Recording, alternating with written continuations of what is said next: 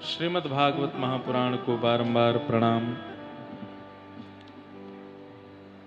संत जनों की परम इच्छा से, भगवत जनों की परम कृपा से एवं श्री बल्केश्वर महादेव और उनके सेवाधिकारी नागर परिवार के प्रेम के फलस्वरूप हम आप सब लोग आगरा मंडल में इस बल्केश्वर पार्क में विराजित होकर के मंगलमयी कथा का श्रवण लाभ कर रहे हैं, जिसका आज चतुर्थ दिवस है।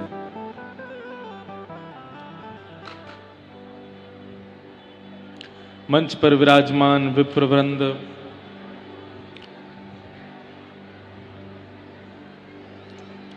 उपस्थित समस्त गंधर्वजन और आप सभी श्रोता भाई बंधु मातृशक्ति, आगरा के एवं आसपास के क्षेत्रों से आए हुए सब वैष्णवों को जय श्री कृष्ण, जय सिया राम, जय श्रीमन नारायण, जय जय श्री राधे। ठाकुर जी की बड़ी कृपा है। मंगलमय पुरुषोत्तम मास के पावन अवसर पर हम आप सब लोग व्रजमंडल की सीमा और श्री यमुना जी के पावन तट पर अविराजित होकर के भागवत की मंगलमयी कथा सुन रहे हैं। ये हमारा परम सौभाग्य है। बंधुओं, हमको रोज रोज ब्रजमंडल की सीमा कहना अच्छा नहीं लगता। सीमा कहकर के ऐसा लगता है कि आगरा को बाहर कर दिया, लेकिन 4 दिनों में कथा के स्वरूप से और आप सबका जिस प्रकार का उत्साह है, उसके भाव से संपूर्ण आगरा तो आगरा ही रहेगा, लेकिन ये बल्केश्वर पार्क जरूर व्रजमंडल हो गया है और यहां आने वाले सब ब्रजवासी से ही हैं। अच्छा, आगरा वारो अगर कहीं बाहर मिल जाए, बंबई दिल्ली कलकत्ता में, तो आगरा वाले तो बोले ही, ब्रजभाषा ही तो बोले, तो कोई पहचान थोड़ी सके। तो भाषा वैसी ही है, ब्रज जैसी भाषा है, रूप भी ब्रजवासी जैसो ही है, खान पान भी ब्रजवासी जैसो नहीं है। वैसो ही मीठो खामे, वैसो ही चटपटो खामे। 2-4-10 दिन अगर यहां कोई पाए ले तो परांठे, दिन भर परांठे पावे महाराज। आगरा के परांठे प्रसिद्ध हैं। लोगों को लगता है कि आगरा में एक महल ही प्रसिद्ध है। नहीं, कई मथुरा वृंदावन के लोग हैं, वो महल में कभी गए भी ना है, हम भी ना गए आज तक, लेकिन आगरा की प्रसिद्धि स्वाद से है। यहाँ का स्वाद, यहाँ के व्यंजन बड़े अद्भुत हैं। लेकिन इन 4 दिनों में अनुभव हुआ कि व्यंजनों के साथ साथ, जिह्वा के स्वाद के साथ साथ मन का स्वाद भी अच्छा है आगरा के लोगों का। क्यों? मन को कौन प्रिय है? बोले नवनीत चौरम, साक्षात श्री कृष्ण मन को प्रिय है। आज यहाँ कछु ज्यादा आवाज आ रही है भैया, यहाँ ने सब लोगों से निवेदन कर दो। और हमारे संगीत वाले और श्रोता एक हो गए, पता ही ना चल रही कि संगीत वाले कहाँ हैं कि श्रोता कहाँ हैं। सब उनके आसपास ही बैठ गए। देख लियो भैया, तबला वबला कोई ले नहीं जावे। अद्भुत।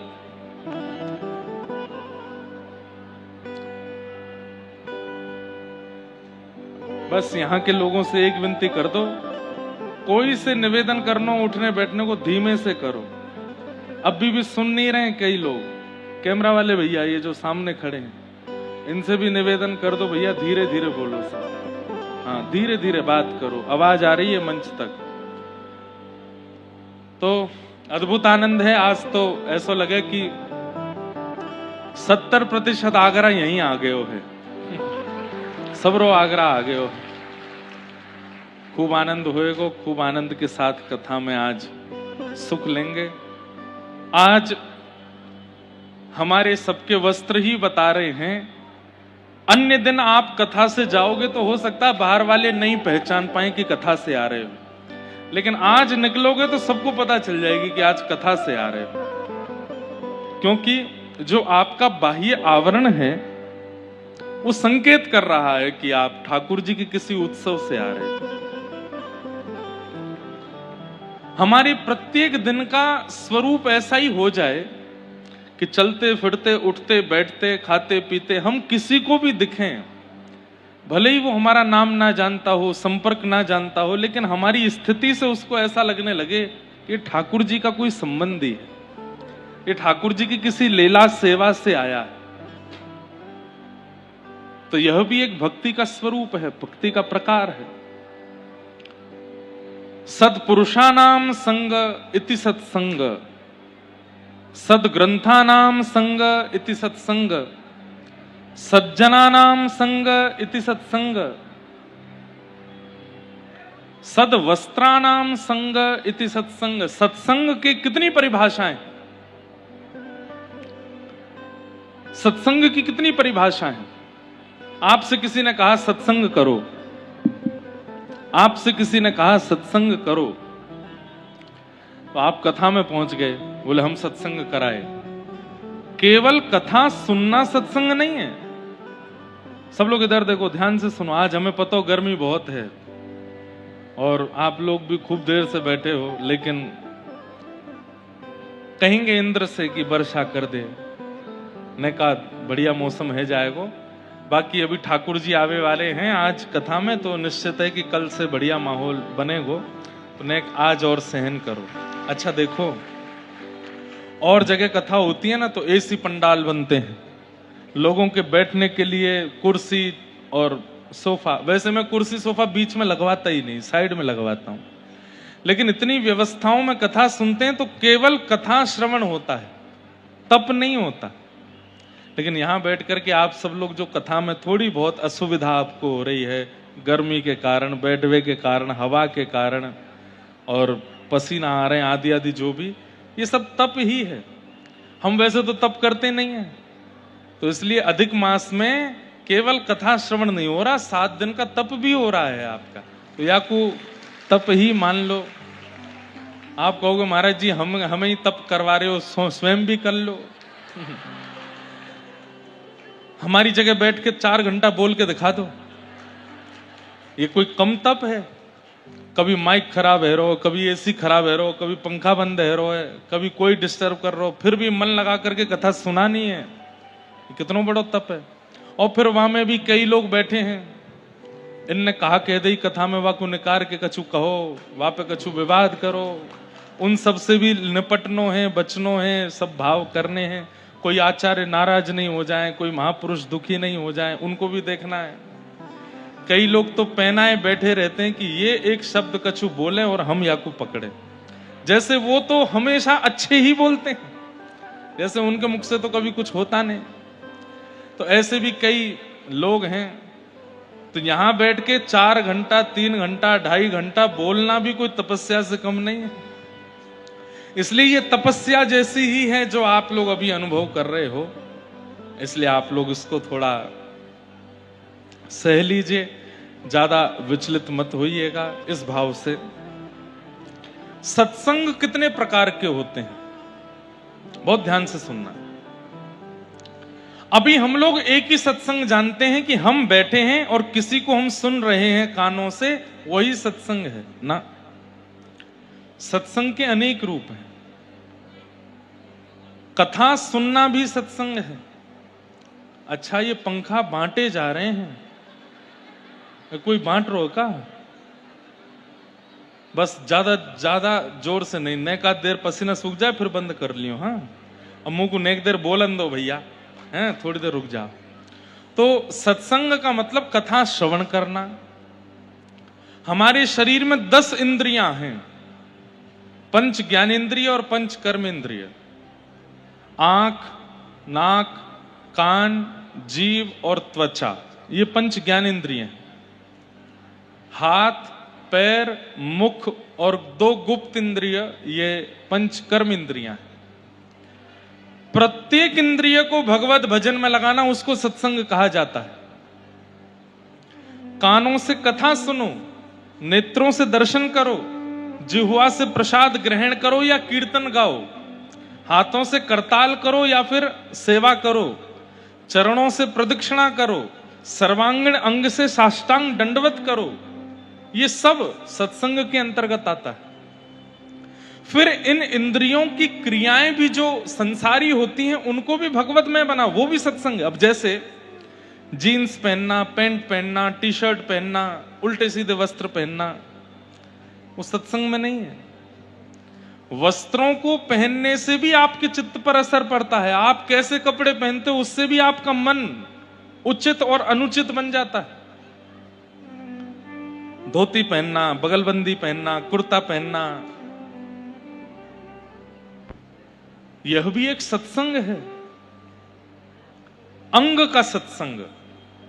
अब जीन्स पहन करके अगर व्यास मंच पर हम बोलने लग जाएं तो कितना अटपटा लगेगा, कितना अनुचित लगेगा। कोई बुराई है? फटी हुई यहां से फाड़ दें, यहां से फाड़ फाड़ के उसको पहन के आ जाएं, यहां पे आके बोलने लगे, चेक की टी शर्ट पहन करके और यहां प्रवचन करें, कोई बुराई है उसमें? बुराई तो नहीं है, लेकिन वाणी का प्रभाव नहीं होगा।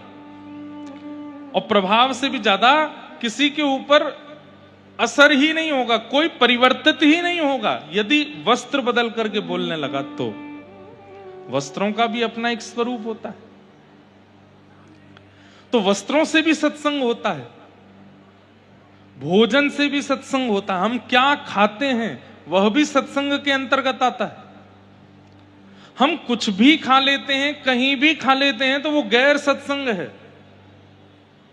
कुछ भी पाते हैं तो पहले देखते हैं इसमें तुलसी जी पधराई हुई है कि नहीं, ठाकुर जी का भोग लगा है कि नहीं, तो ही पाना है, तो ही वो सत्संग माना जाता है। कहीं भी पानी नहीं पीते।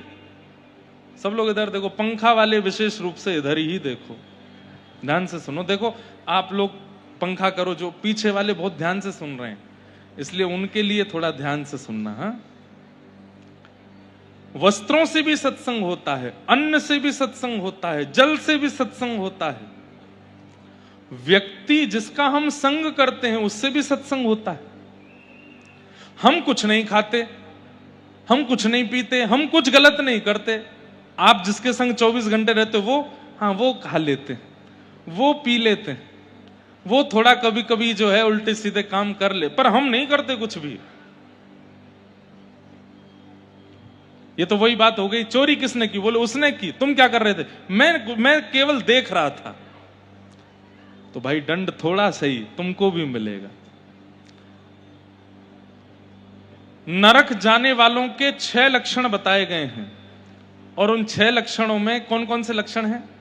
अत्यंत कोप, कटुका च वाणी, दरिद्रतां च स्वजनेषु वैरम, नीच प्रसंग कुलहीन सेवा, चिन्नानि देहे नरकम गतानाम।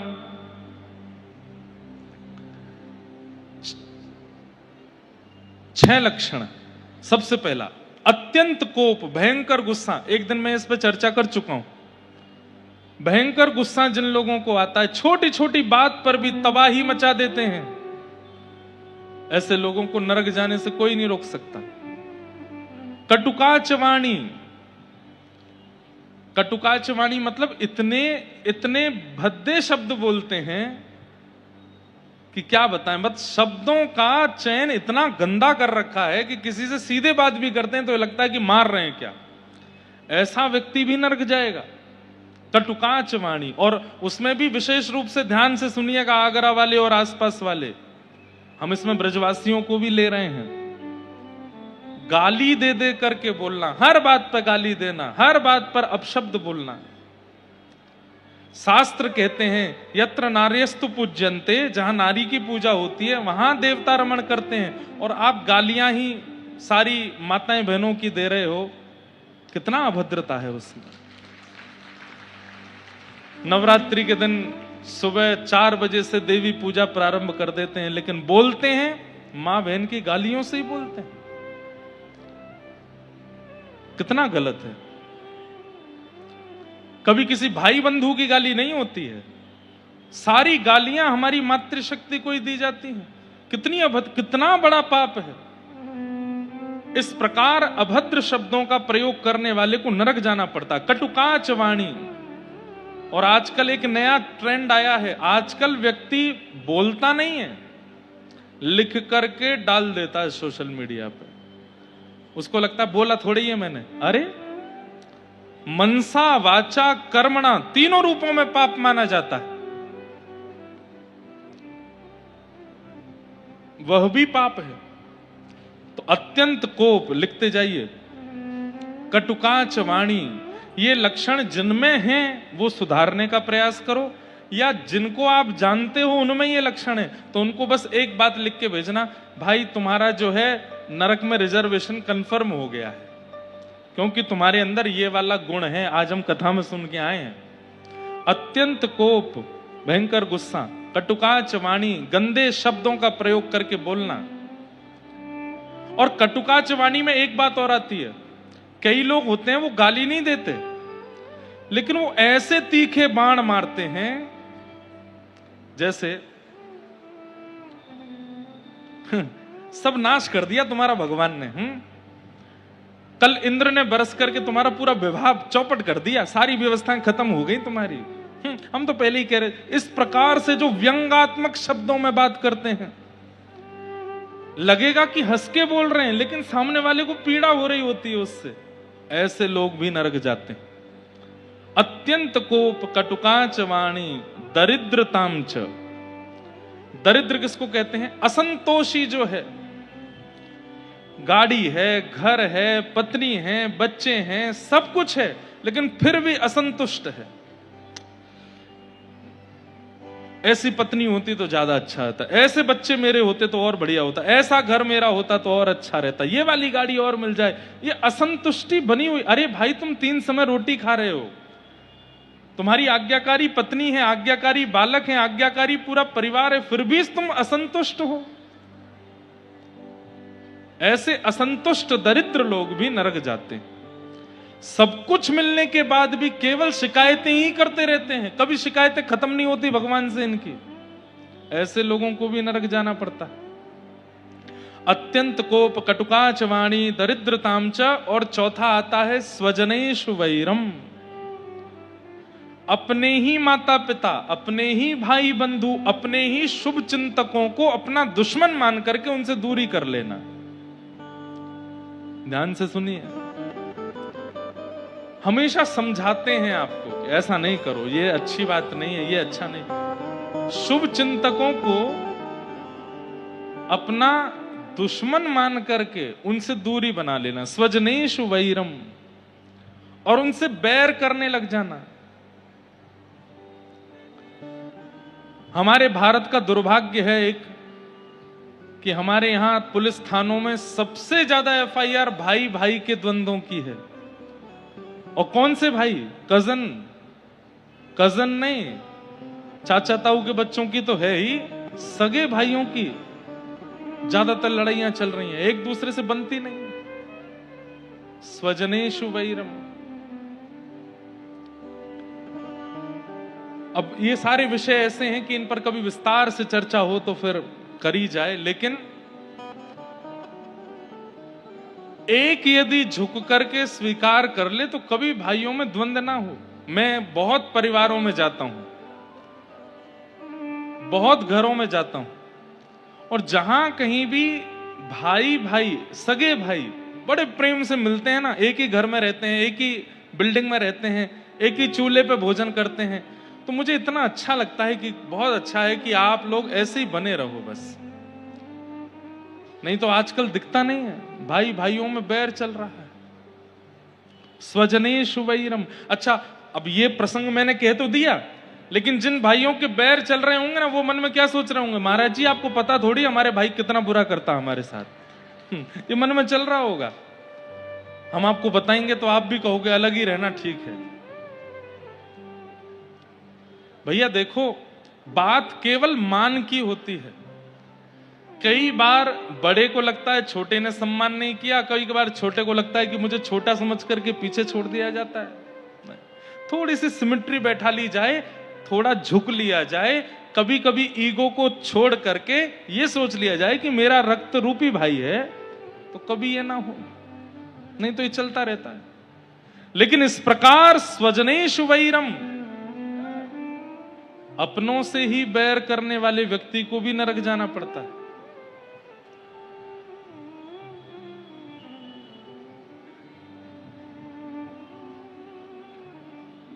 अत्यंत कोप कटुकाच वाणी दरिद्रताम च स्वजनेषु वैरम। और पांचवा आता है नीच प्रसंग।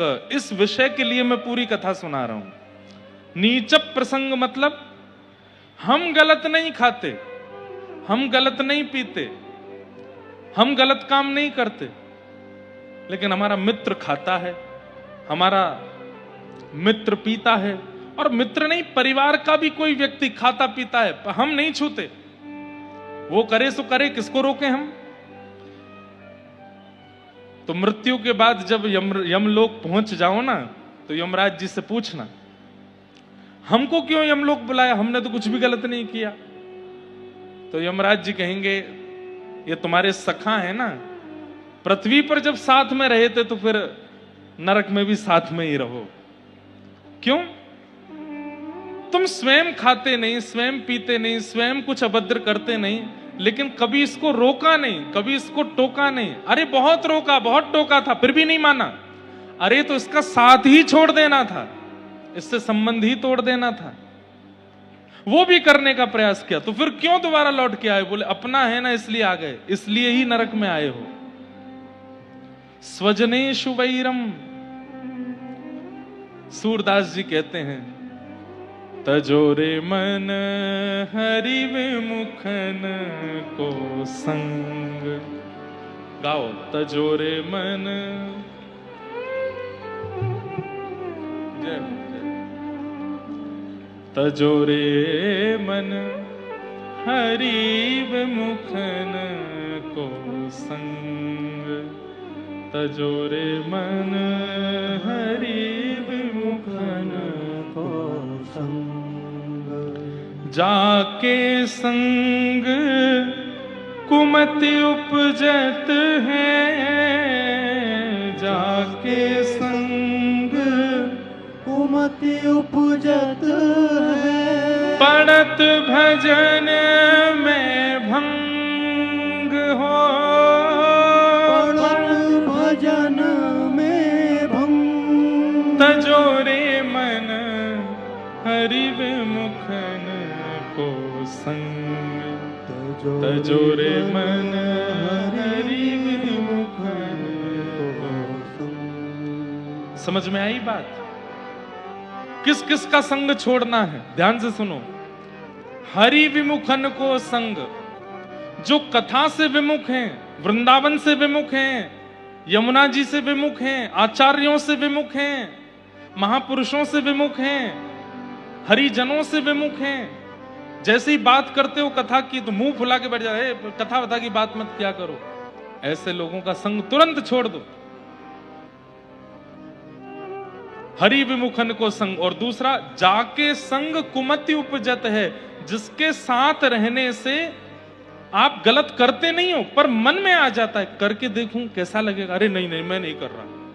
घर वाले मना करते हैं, शास्त्र मना करते हैं, पर ये करता है तो मन तो करता है करने का, पर नहीं नहीं मैं नहीं करूंगा। मन में भी यदि कुसंग आता है, ऐसे व्यक्ति का संग छोड़ दीजिए, नहीं तो एक दिन बर्बाद कर देगा आपको। और पड़त भजन में भंग। भजन में, सेवा में, कथा में, नियम में, रस में जिसके कारण भंग पड़ता हो, जिसके कारण रुकावट आती हो, उसका त्याग कर दो।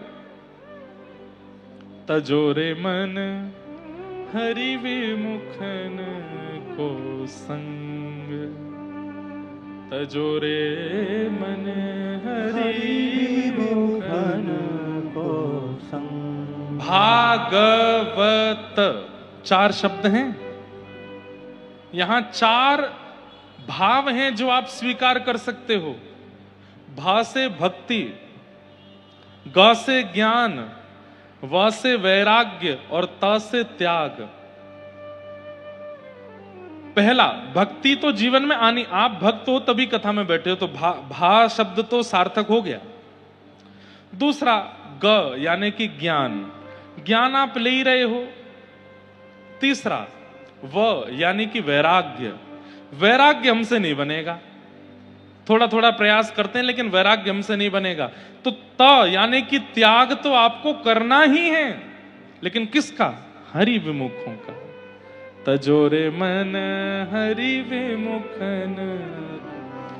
इस कथा के बाद संकल्प ले लीजिए, जाइए उन मित्रों के पास, जाइए उन रिश्तेदारों के पास जो गलत खाते हैं, गलत पीते हैं, गलत जगह जाते हैं, गलत गलत काम करते हैं, और स्पष्ट शब्दों में कह दीजिए, भाई अगर तुम ऐसा कर रहे हो तो कल से हमारी तुम्हारी राम शाम बंद, हम नहीं रहेंगे आपके साथ।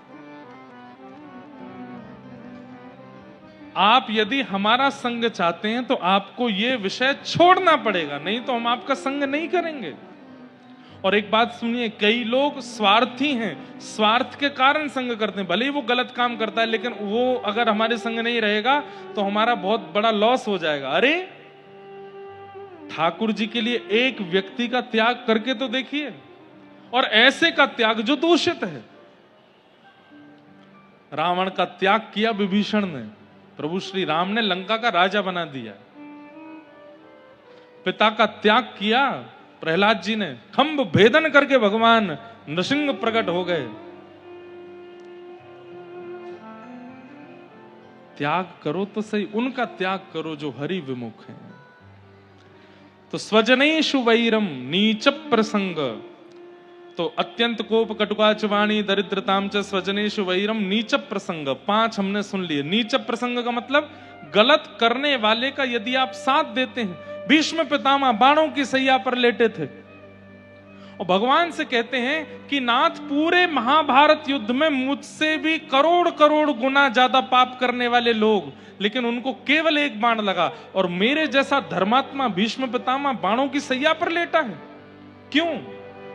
ठाकुर जी कहते हैं वे सब पापी थे, लेकिन उनके साथ में तुम धर्मात्मा बैठे थे और फिर भी उनको धर्मात्मा नहीं बना पाए, इसलिए तुमको इतने बाण लगे।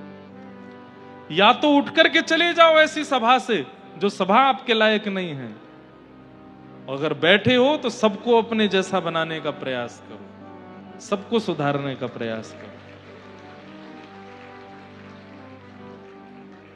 और अंतिम लक्षण नरक जाने वाले का क्या है? कुलहीन सेवा। कुलहीन सेवा मतलब अपनी मां से अभद्रता करने वाला, पिता से अभद्रता करने वाला, पत्नी के ऊपर हाथ उठाने वाले का यदि आप साथ देते हो, उसका संग करते हो, तो भी आपको नरक में जाना पड़ेगा। ये 6 लक्षण नरक जाने वालों के हैं। यदि यहां बैठे किसी व्यक्ति में है तो अब भी समय है, सुधार लीजिए। और या आपके किसी संबंधी में है, उसको जाकर के समझा दीजिए, और नहीं माने तो उसका साथ छोड़ दीजिए, नहीं तो हम तो डूबेंगे सनम, तुमको भी ले डूबेंगे। वो खुद तो जाएगा ही जाएगा, आपको और लेके जाएगा। इसलिए भैया तजोरे मन हरि विमुखन को संग, तजोरे मन हरि विमुखन को संग। आज आगरा की अद्भुत स्थान श्री प्रेम निधि मंदिर के पूज्य महाराज जी आए हैं, ठाकुर श्री गोविंद जी महाराज, जहां ठाकुर जी स्वयं श्री प्रेम निधि जी के लिए मसाल लेकर के चले। ऐसे आगरा के श्री ठाकुर जी के मंदिर से पधारे हैं गोस्वामी श्री हरि मोहन मिश्र जी, गोस्वामी श्री सुनीत कुमार मिश्र जी। आपके आगमन से खूब प्रसन्नता है, आपको बारंबार प्रणाम। और हमको एक दिन दर्शन करने आना है ठाकुर जी के। बरसाना में लाल जी के ब्याहुला में आपको वचन दिया था कि जब आगरा में कथा होगी तो श्री प्रेम निधि मंदिर में मैं दर्शन करने आऊंगा, तो एक दिन मैं जरूर जाऊंगा और वहां दर्शन करके आऊंगा। और कल अवसर मिलेगा तो ठाकुर जी की कथा भी हम आपको सुनाएंगे। आपके आगरा में इतने अद्भुत ठाकुर जी विराजमान। तो हमारी बात समझ में आई? सत्संग केवल कथा सुनने को नहीं कहते, कैसे वस्त्र पहनते हो, कैसा भोजन करते हो, कैसा जल पीते हो, कैसे व्यक्ति का संग करते हो, ये सब सत्संग के अंतर्गत आता है। कथा तो सुनते हैं, लेकिन कथा सुनने के बाद में रात के सारे कार्यक्रम फिक्स हैं, कहां पीने जाना है, कहां खाने जाना है, और कल फिर से कथा में आना है। तो ये नियम अच्छे नहीं है। खाने पीने से आप लोग समझ गए होंगे हम कहां संकेत करना चाह रहे हैं। अच्छा, एक बात मैं कथा में कहा करता हूं, दोगले मत रहिए। कथा में भी आते हैं और वो सब भी करते हैं। ऐसे लोगों को तो ठाकुर जी बिल्कुल उद्धार नहीं करते। एक तरफ चुन लीजिए, या तो पूरे पूरे वहीं के रहो या पूरे पूरे यहां के रहो। एक तरफ चुन लीजिए। ये दोनों तरफ पैर रख करके मत बैठिए कि जब अवसर मिला तो वहां भी चले गए, जब अवसर हुआ तो यहां भी आ गए, जब योग्यता बनी तो इधर के भी चस्के ले लिए, और जब मन किया तो उधर जाकर के भी ऊधम मचा लिए। नहीं, ये दोगलापन ठाकुर जी को बिल्कुल प्रिय नहीं है। एक जगह के रहो और परिपूर्ण रहो। एक कथा आती है श्री पुरंदरदास जी की। महाराष्ट्र में एक भगवान के परम भक्त हुए श्री पुरंदरदास। पुणे के पास में एक पुरंदरपुर नाम की जगह पर रहते थे। ब्राह्मण कुल में जन्मे थे, लेकिन महाकंजूस। अच्छा, कंजूस किसको कहते हैं बताओ? कंजूस जानते हैं किसको कहते हैं? सामर्थ्यवान होते हुए भी जो कभी धन निकालता नहीं है। सामर्थ्य नहीं है फिर नहीं निकालता, वो कंजूस नहीं है। सामर्थ्य होते हुए भी नहीं निकालता, उसको कंजूस कहते हैं। तो पुरंदरदास एक सरस्वती बाई नाम की कन्या से उनका ब्याह हुआ है। बहुत ध्यान से सुनना। ऐसा नहीं है कि ठाकुर जी भक्तों को ही मिलते हैं, कई बार महासंसारी को भी ठाकुर जी मिलते हैं। रहो एक तरफ, ये दोनों तरफ रहने वाले को ठाकुर जी कभी नहीं मिलते। सब लोग इधर देखो, ध्यान से सुनो। आप सबको आवाज आ रही है हमारी? ध्यान से सुनो। तो पुरंदरदास, एक बार की बात थी कि इनका ब्याह हुआ सरस्वती बाई। इतने कंजूस थे कि इनको ब्याह में एक ही जगह इनकी नजर टिकी हुई थी कि मेरी पत्नी ने कितने गहने पहने, और फेरे लेते लेते भी बोल रहे हैं, सुनो ध्यान से, कोई तुम्हारा पायल उतर ना जाए, कंगन उतर ना जाए, और सुनो कल विदाई के बाद घर पहुंचते ही सब मुझे दे देना, मैं रख लूंगा तिजोरी में संभाल के, कहीं इधर उधर हो गया तो। बेचारी सरस्वती बाई बोले ठीक है। विदाई होकर के जब घर आए तो घर पे आते ही ना भोजन, ना पानी, ना जल, कुछ नहीं, सीधे चलो लाओ सब सामग्री उतार दो, ये नाक वाला भी उतार दो, कान वाला भी उतार दो, सिर वाला सब उतार के दे दो। पत्नी ने सब उतार दिए, हाथ के कंगन वंगन सब उतरवा दिए, उनके पैर की पाजे बाजे कुछ नहीं पहनने दिया। सरस्वती बाई बोली, माता पिता बड़े लोग कहते हैं कि सूना नहीं रहना चाहिए सौभाग्यवती नारी को, अशुभ होता है। अरे देवी, तुम जानती नहीं हो कितने चोर चकटे घूमते रहते हैं, कोई ले गया तो निकाल के फिर क्या करोगी? बोले एक नाक की बाली तो रहने दीजिए, ये नाक का कांटा तो रहने दीजिए, बाकी सब ले लीजिए। बोले हाँ ठीक है, एक काम करो, एक पहन के रखो, बाकी सब दे दो। सब उतरवा करके रख लिया। कोरी घूमती हैं उनकी पत्नी, एक चीज नहीं पहनने देते, पता नहीं इधर उधर कर दिया, मेरे साले का कहीं मन आ गया, कहीं रात में आके बहन के कंगन उतार के ले गया, तो ऐसी सोच। कंजूसाई केवल क्रिया में नहीं होती, कई लोगों की बुद्धि में भी कंजूसाई होती है। वो यही सोचते रहते हो इसने निकाल लिए होंगे, इसने ले लिए होंगे, यहां से वहां चले गए, इतना ज्यादा ये नहीं होना चाहिए। तो पुरंदरदास महाकंजूस, लेकिन उनकी पत्नी सरस्वती बाई परम भक्ता थी। वो बस यही सोचती रहती थी कि कभी इनकी बुद्धि सुधरेगी, कभी हम भी दान पुण्य करेंगे, हम भी कभी ब्राह्मणों को घर बुलाएंगे, कभी कथा कराएंगे, आदि आदि सब करेंगे। लेकिन कभी हुआ नहीं। सालों निकल गए कथा को, विवाह को। पुरंदरदास की स्थिति ऐसी कि होली दिवाली पर पत्नी कहती कि मुझे मायके जाना है, तो स्वयं नहीं जाते, साले को बुलवाते, तुम लेके जाओ, नहीं तो मेरा खर्चा हो जाएगा इसको लेके जाने आने। इतने कंजूस। ठाकुर जी रीझ गए, बोले तेरी कंजूसाई से रिझ गए हम, एक बार तेरे पास जरूर आवेंगे। और एक बार पुरंदरदास जी अपनी दुकान पर बैठे थे और ठाकुर जी एक दीनहीन से ब्राह्मण का रूप धारण करके, बिल्कुल सामान्य से वस्त्र पहन करके, बिल्कुल अकिंचन बन करके और उसकी दुकान पर पहुंच गए। ब्याज पे पैसे देते थे ये, इनका काम क्या था, ब्याज पे पैसे देना।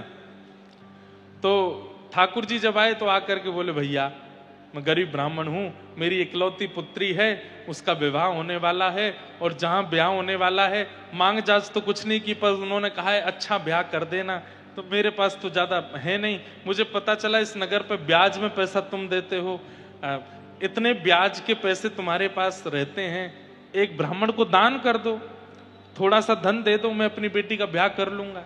ठाकुर जी गए ब्राह्मण बन के। पुरंदरदास बोला ये कहां से बला आ गई मेरे ऊपर, अरे भैया मेरे पास इतनी व्यवस्था नहीं है और ऐसा नहीं है, ऐसा टालने लगे। अरे भैया आप कर सकते हो, आप सर्वसमर्थ हो, आप कर सकते हो, देख लीजिए ना।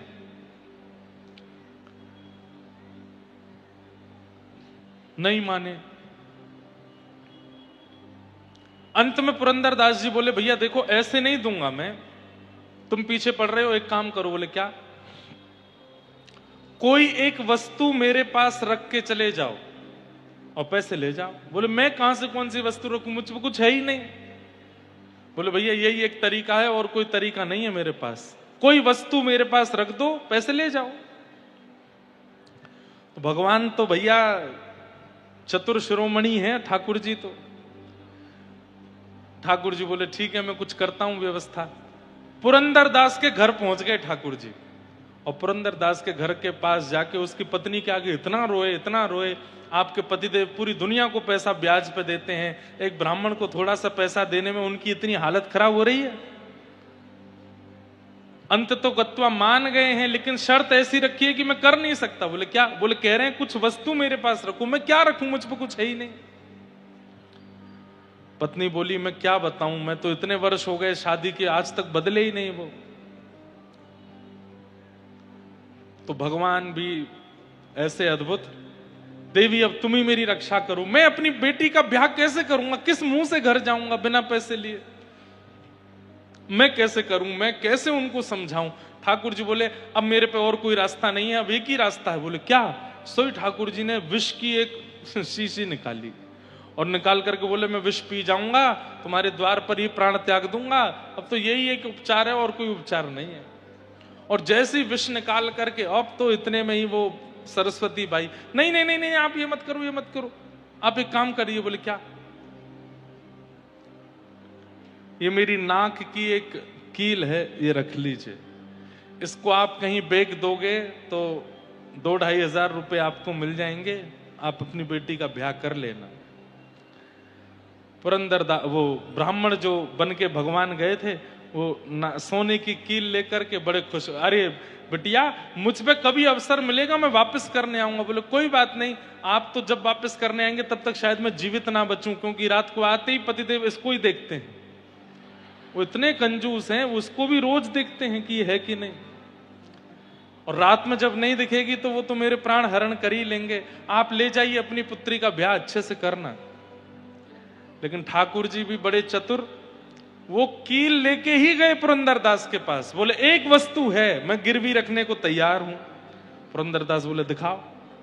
जैसे ही हाथ में वो कील रखी, ये तो मैंने देखी है कहीं। बोले अब तुमने कहां देखी मुझे नहीं पता, पर मेरे पास यही वस्तु, तुम कहां से लाए? बोले मैं कहीं से भी लाया हूं, तुमको वस्तु रखने से मतलब है, मुझे पैसा दो।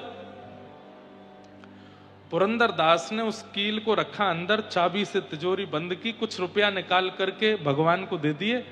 बोले अब चलो दुकान बंद करो, मैं अब घर पहुंचता हूं। अपनी पत्नी बड़ी दानवीर बनती है, उसको बताता हूं। दुकान में एक बालक काम करता था, वो दौड़ के गया सरस्वती बाई से जाके बोला भाभी माँ आज बचो आप। बोले क्यों? बोले आपने किसी को नाक की कील दी थी? बोले हाँ एक दीन हिंसा ब्राह्मण है, उसने जाके वो सेठ जी को दे दी है और वहीं जाके गिरवी रखवाई। अब सेठ जी आ रहे हैं, पुरंदरदास आ रहे हैं। अब तो वो विठोबा विठल भगवान का एक चित्र लगा था घर में, रोने लगे। बोले मेरे पति आज मेरे प्राण हरण कर लेंगे, हे नाथ मेरी रक्षा करो, मैं उनके हाथों मरूं उससे अच्छा यह है कि मैं स्वयं अपने प्राण त्याग देती हूं। पर नाथ मैंने कुछ गलत नहीं किया, मैंने तो एक ब्राह्मण की सेवा की। और एक विष का पात्र लेकर के वो पत्नी खड़ी हो गई। बोले नाथ बस मैं अब इसको पान करके अपने प्राण त्याग दूंगी, क्योंकि उनकी खड़ी खोटी भाषा और वो जो व्यवहार करेंगे वो मैं सहन नहीं कर पाऊंगी। मैंने तो एक ब्राह्मण की बालिका के विवाह के लिए सत्कर्म किया, लेकिन सब गलत हो गया। इतने में ही पुरंदरदास आ गए, सरस्वती बाई। और जैसे सरस्वती बाई ने पीछे देखा, खन्न से एक आवाज हुई जो कि पुरंदरदास ने भी सुनी और सरस्वती बाई ने भी सुनी। वो आवाज कहां से हुई? जो विष का पात्र हाथ में था उसके अंदर से आवाज आई थी, खन्न जैसे कोई चीज गिरी हो। और जैसे ही हटा करके देखा तो वो नाक की जो कील थी वो उसके अंदर पड़ी थी।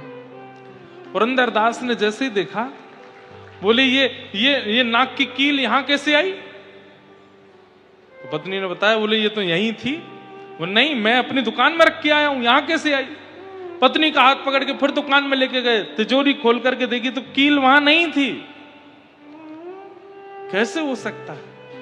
तो पत्नी ने पूरा वृत्तांत बताया और वृत्तांत बता के कहा, मैं तो प्राण त्याग रही थी ठाकुर जी के आगे बैठ करके, उन्होंने ही रक्षा की। दोनों के नेत्र एक साथ बंद हुए और वो जो दीनहीन सा ब्राह्मण कभी दुकान पे कभी घर पे जो भ्रमण कर रहा था, उसी के रूप में साक्षात पंढरीनाथ के दर्शन होने लगे, साक्षात विठोबा के दर्शन होने लगे। पुरंदरदास घुटनों पर बैठ गया, इतना रोया कि मैंने अपने ठाकुर जी को दुकान पे खड़ा रखा। वो याचना कर रहे थे कि धन दे दो और मैं उनसे मना करता रहा। मैंने अपने ठाकुर को इतना कष्ट दिया। अरे क्या कर लिया इतनी संपत्ति बचा के, सोना बचा करके। उसी समय सब कुछ विक्रय करके उससे जो भी धन आया, दोनों पति पत्नी पंढरपुर चले गए और फिर आजीवन पंढरपुर में ही रहे, ठाकुर जी की सन्निधि में रहे कि नाथ आपको मैंने अपनी दुकान पर खड़ा रखा, अब जीवन पर्यंत आपके दरबार पर खड़ा रहूंगा, मैं द्वार पर खड़ा रहूंगा। ये कथा मैंने क्यों सुनाई? कई बार ठाकुर जी एक तरफा व्यक्ति को ही मिल जाते हैं। अरे तू पूरे संसार का है, पूरा संसार का ही बना रहे, क्या पता रीझ गए ठाकुर जी आ जाएं तेरे पास। और पुरंदरदास के पास जाकर के भक्त बना करके उसको पूर्ण रूपेण इस तरफ ले लिया। ये बीच वाले ठाकुर जी को प्रिय नहीं, जो उधर भी हैं इधर भी हैं, बीच वाले नहीं, या तो इधर ही रहो या उधर ही रहो। बीच का भाव ठाकुर जी को प्रिय नहीं, ऐसी भावना।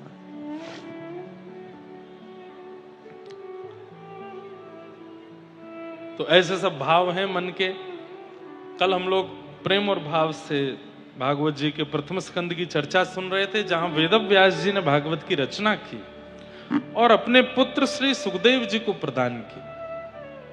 पिता को चाहिए, ध्यान से सुनिएगा जितने पिता यहां बैठे हैं, पिता को चाहिए अपनी संपत्ति पुत्र को नहीं देनी है, पात्र को देनी। और यदि वो पुत्र पात्र नहीं है तो संपत्ति नहीं देनी है, और देने का ही मन है तो पहले उसको पात्र बनाओ, तब ही दीजिएगा। क्योंकि पुत्र तो हो रहे हैं आज घरों में, लेकिन पात्र नहीं है, योग्य नहीं है, श्रेष्ठ नहीं है। इसलिए पहले पुत्र को पात्र बनाइए। वेदव्यास जी ने भागवत जी शुकाचार्य जी को देने से पहले सुखदेव जी को जनक महाराज की सभा में भेजा, परखने के लिए कि ये पात्र है कि नहीं। और जब पता चला कि सुखदेव जी पात्र हैं, तब व्यास जी ने उनको भागवत जी प्रदान की। और वही भागवत जी श्री सुखदेव जी ने परीक्षित को सुनाई। यदा ब्रधे कौरव संजयाना वीर स्वथो वीर गतिम गतेषु व्रकोदरा विग्ध गदा विमर्श भृगनोरुदंडे धृतराष्ट्र पुत्रे। परीक्षित को 7 दिन में मरने का श्राप क्यों लगा? सौनकादि ऋषियों ने यह प्रश्न किया और सूत जी महाराज पूरे प्रसंग सुनाते हैं। महाभारत की छोटी सी कथा है। अंतिम युद्ध चल रहा था, पांडवों की विजय हो गई। पांडवों ने कौरवों को हरा करके विजय प्राप्त की। तो कौरवों की तरफ से गुरुपुत्र अश्वत्थामा ने सोते हुए पांडवों को मारने का प्रयास किया, लेकिन पांडवों की जगह द्रौपदी के 5 पुत्रों को मार दिया। अगले दिन अर्जुन ने अश्वत्थामा को पकड़ करके द्रौपदी के सन्मुख किया। द्रौपदी ने उसको क्षमा दान दिया। भगवान बड़े प्रसन्न हो गए। बंधुओं, क्षमा बड़ेन को चाहिए, छोटेन को उत्पात। छोटे तो उत्पात ही करते हैं, बड़ों को चाहिए कि उनको क्षमा किया करें, पर बार बार नहीं, ज्यादा से ज्यादा 2 बार, और तीसरी बार भी वही अपराध करे तो फिर उसको थोड़ा बहुत जो है उसकी सिकाई करनी चाहिए, ऐसा नियम है। लेकिन क्षमा करना चाहिए, क्षमाशीलता। बंधुओं, क्षमा बलिदान है। हर कोई क्षमा नहीं कर पाता। देख लूंगा, तुझे तो देखूंगा मैं, तूने मेरे संग ऐसा किया, तू आइयो बेटा तेरे को बताऊंगा मैं। हम लोगों का स्वभाव व्यवहार ऐसा बन जाता है। बदला लेने की भावना बनी रहती है 24 घंटे। देख लूंगा करते करते प्राण चले जाते हैं। यमराज जी देख लेते हैं हमको फिर एक दिन। क्या करना है? ये संसार में प्रतिस्पर्धा करके, एक दूसरे से बैर करके, पैज करके, अरे कहां तक है, कथाओं में भी पैज होने लगा है। उन्होंने कथा कराई, इनसे 21 करा के दिखाऊंगा मैं। ऐसे ऐसे भी लोग होने लग गए हैं। गलत है। इसके लिए संसार में आए हम। इसको नीचे दबाना है, इससे ऊपर उठना है, इससे ये करना है, इससे बदला लेना है, इसने ऐसा किया इसके संग ऐसा करना है। नहीं, बहुत कम दिन है हमारे पास। भजन करो, साधन करो, कथा सुनो, अपना विचार, व्यवहार, बुद्धि सब इतना निर्मल कर लो कि ठाकुर जी प्राप्त हो जाएं। ये संसार की प्रतिस्पर्धा में पड़ने के लिए नहीं आए हैं हम लोग, भगवत प्राप्ति के लिए आए। क्यों आए हैं संसार में? कभी पूछा अपने आप से? इस दुनिया में आए क्यों हैं हम लोग? यहां दोबारा ना आने के लिए आए हैं। यहां दोबारा ना आना पड़े इसलिए आए हैं। पुनरपि जननम पुनरपि मरणम पुनरपि जननी जठरे शयनम। बार बार जन्म होता है हम लोगों का।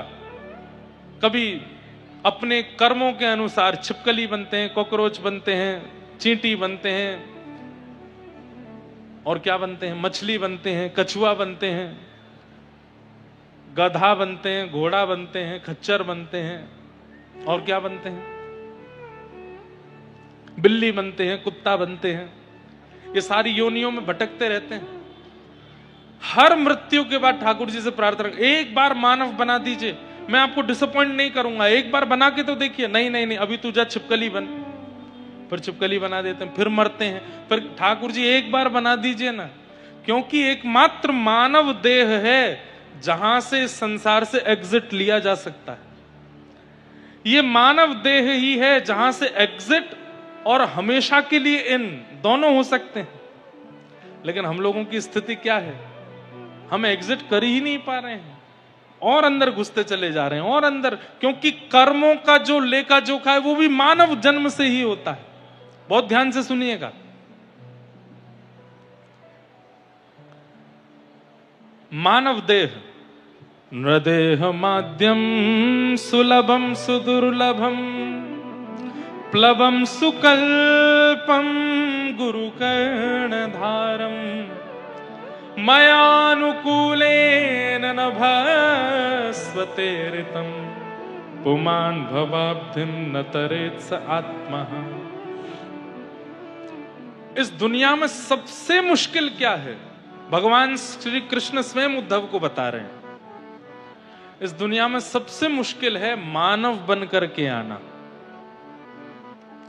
जो मैं और आप हम सब बन के बैठे, ये सबसे मुश्किल है। तो मानव बन के आए तो क्या करें? बोले एग्जिट ढूंढो, निकलना कैसे है इस संसार से। इससे पहले ना जाने कौन सी मैया के गर्भ में आए थे, उससे पहले और जाने कौन सी मैया के गर्भ में आए थे। चलो इस बार तो एक मानव माँ के गर्भ में थे, वो ध्यान भी रखती है, अच्छा खाती है, अच्छा पीती है, हमारा सब ध्यान रखती है। जानवरों के कोख में जब हम लोग रहते हैं वो तो विचार भी नहीं करते। कई जानवर तो ऐसे हैं वो जन्म लेते ही बालकों को ही खा जाते हैं। इस संसार में दोबारा नहीं आना, यही एक एग्जिट का तरीका है। ये मानव जन्म मिला है, मानव देह मिला है। भज गोविंदम, भज गोविंदम, गोविंदम भज मूढ़मते। आद्य गुरु शंकराचार्य भगवान कहते हैं भज गोविंदम, भज गोविंदम, गोविंदम भज मूढ़मते। कृष्ण नाम जपो, हरि नाम जपो, भगवान नाम जपो, निकल लो इस संसार से, दोबारा आना ना पड़े यहां पर।